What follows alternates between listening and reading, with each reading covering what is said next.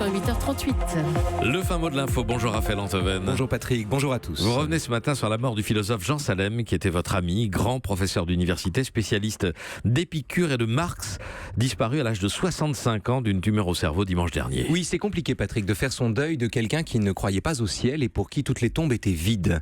Alors comme on ne sait pas où regarder, on se tourne vers les livres. Or Jean Salem était d'abord, c'est ce que je veux dire aux auditeurs d'Europe 1, un grand professeur et un auteur important. C'était le meilleur spécialiste sur le marché, si j'ose dire, du matérialisme.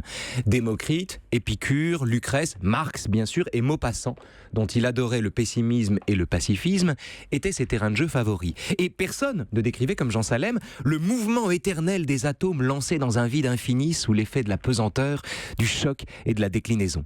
Or pour un matérialiste, ce mouvement-là est à l'origine de tout ce qui existe. Matière, idées, souvenirs et sentiments. Donc Jean Salem était vraiment ce qu'on appelle un matérialiste radical. En tout cas, c'était un matérialiste rigoureux, qui n'avait aucun besoin de Dieu. Il était comblé par le sentiment que tout est matériel, même les idées. Une idée, disait-il, ce sont des atomes qui s'indignent. Mais c'était un matérialiste poète, aux yeux de qui il suffisait, pour se faire une juste idée de l'âme, de contempler les grains de poussière dans la lumière que filtrent les volets.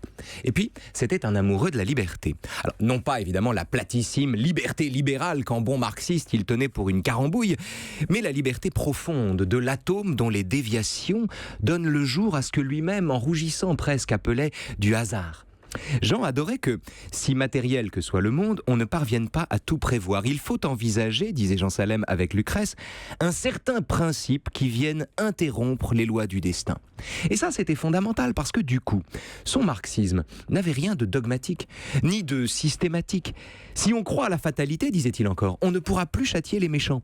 Son marxisme était juste une façon plus précise que les autres de comprendre les lois de la physique humaine, tout en célébrant la puissance de la volonté et la splendeur de l'engagement. C'était aussi le fils d'Henri Allègre, dont le livre La Question révéla au grand public les tortures infligées par l'armée française pendant la guerre d'Algérie. Oui, il faut lire La Question. Je vous attends, je n'ai pas peur de vous, disait Henri Allègre aux soldats de l'armée française qui posaient des électrodes sur ses testicules.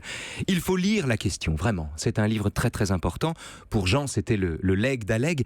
Et peu de fils ont porté si haut que lui la fierté d'avoir un père courageux. D'ailleurs, ils se ressemblaient tous les deux, étonnamment, comme si la matière en les composant avait eu une idée derrière la tête. Le fin mot de l'info, Raphaël. Ah, c'est une phrase d'Épicure qu'il citait souvent et dont j'aimerais tant qu'elle soit vraie. La mort n'est rien pour nous. Merci à vous, merci pour ce très bel hommage. Europe 1.